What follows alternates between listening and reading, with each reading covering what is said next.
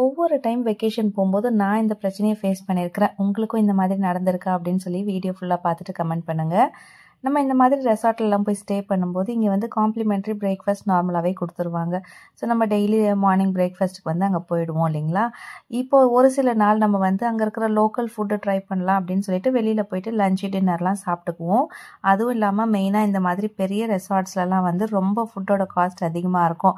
So நம்ம கண்டிப்பாக வந்து ஓரளவுக்கு வெளியில் தான் ஃபுட் வந்து மேனேஜ் பண்ணணும். ஒரு 1 or 2 days நம்ம வந்து இங்கே லஞ்சு டின்னர் அந்த மாதிரி ட்ரை பண்ணி பார்க்கலாம் எப்படி இருக்குது அப்படின்னு சொல்லிட்டு.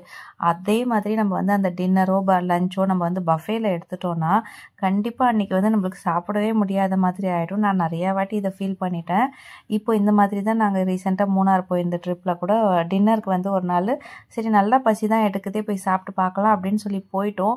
அங்கே ஃபஸ்ட்டு ஒரு ரோ ஃபுல்லாக ஒரு ஐட்டமாக செக் பண்ணி பார்த்துட்டு இருந்தால் பாலக் பன்னீர், தால் இந்த மாதிரிலாம் இருந்தது. ஃபஸ்ட்டு நம்ம வந்து மெனூஸ் எல்லாம் பார்த்துட்டு வந்து தான் பஃபே ஓகேவா அப்படின்னு சூஸ் பண்ணிக்க சொல்லியிருந்தாங்க. ஸோ ஒரு ரோ பார்க்கும்போது நாட் ஓகே அப்படின்ற மாதிரி தான் இருந்தது. செகண்ட் ரோக்கு போனதுக்கப்புறம் நம்ம வந்து ஒரு 4 days கிட்ட கேரளா ஃபுட் சாப்பிட்டுட்டு இருந்தோமா. ஸோ இங்கே வந்து ஒயிட் ரைஸ், கத்திரிக்காய் வத்த குழம்பு, அதுக்கப்புறம் மிக்ஸ்டு வெஜிடபிள் போட்டு ஒரு பொரியல் பண்ணியிருந்தாங்க. அதுக்கப்புறம் சிக்கன், ஃபிஷ்ஷு இதெல்லாம் பார்த்ததுக்கப்புறம் பஃபே ஓகே அப்படின்னு சொல்லிட்டோம். ஒரு 4-5 ஐட்டம் தான் பிளேட்டில் வச்சுட்டு வந்து சாப்பிட்ட மாதிரி இருக்குது. ஆனால் அதுக்குள்ளவே வயிறு ஃபுல்லாகிடுச்சு. ஆனால் கண்டிப்பாக நம்ம பஃபே க்ளோஸ் பண்ணிவிட்டு ரூமுக்கு போனதுக்கப்புறம் பசி எடுக்கும், அது மட்டும் நிச்சயம்.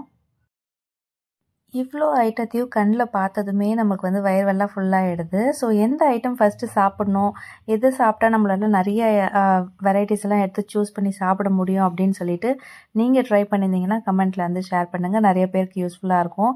இன்றைக்கின்னு பார்த்து நம்மளுக்கு பிடிச்ச எல்லா ஐட்டமும் இருக்குது, ஆனால் சாப்பிட முடியல. அட போங்கப்பா.